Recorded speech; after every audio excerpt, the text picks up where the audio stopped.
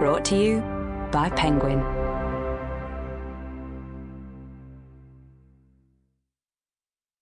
One of Us is Back by Karen M. Mcmanus. Read by Jeff Ebner, Sharon Mcmanus, Holly Linneman, and Robbie Daymond. For my readers. Part 1. Chapter 1. Addie. Monday, June 22nd. Are we seriously watching this? Maeve lifts the remote, then her eyebrows. The coordinated challenge annoys me because she knows perfectly well that we are, in fact, watching this. This is the entire reason that we're sitting in front of the television on a beautiful summer day. You didn't have to invite me over, I remind her, snatching the remote before she has a chance to toss it across the room. I click the on button, then press channel until I find the station I'm looking for. I was perfectly fine at home. You're never perfectly fine after one of these. Bronwyn pipes up from the corner of an overstuffed sofa. The Rojas Media Room is a much more comfortable place to watch TV than my living room, with the added benefit that there's zero chance of my mother poking her head in. I forgot, though, that this enhanced viewing experience would come with a heaping dose of concern. Bronwyn returned from Yale for the summer a couple of weeks ago and immediately started trying to take charge of my life, like the bossy older sister I already have. Not that I'm complaining. I've missed talking to her in the Bayview Four group chat, which we really need to rename now that it's 9 people strong. Me, Bronwyn, Nate McCauley, Maeve and her boyfriend Luis Santos, Cooper Clay and his boyfriend, Chris Becker, and Maeve's fellow Bayview High Rising seniors, Phoebe Lawton and Knox Myers.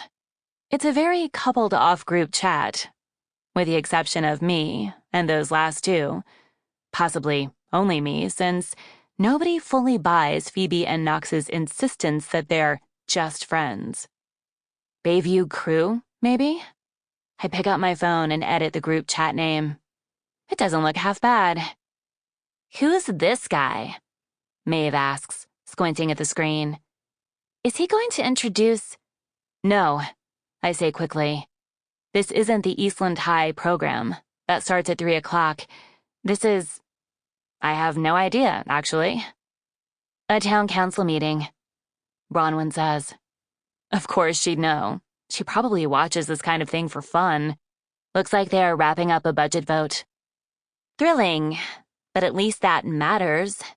Maeve props her bare feet up on the coffee table a little too aggressively, wincing as her heels slam into the marble top. At least it deserves a platform, which is more than you can say for... It's local cable, Maeve, I interrupt. They're not picky about their programming. My voice is even, but my heart thuds uncomfortably. And I'm torn between wishing I were by myself and feeling grateful that I'm not. The town councilman we're watching announces that the meeting is over, and the scene fades as interim music begins to play. Bronwyn, Maeve, and I sit in silence for a few beats, listening to what sounds like a weirdly plucky instrumental version of The Girl from Ipanema. Then a half-filled school auditorium appears on screen, with the words, Eastland High School Summer Seminar Series, superimposed along the bottom. Before I can react, Bronwyn abruptly launches herself off her sofa and onto mine, flinging her arms around me. Oh my God, what are you doing?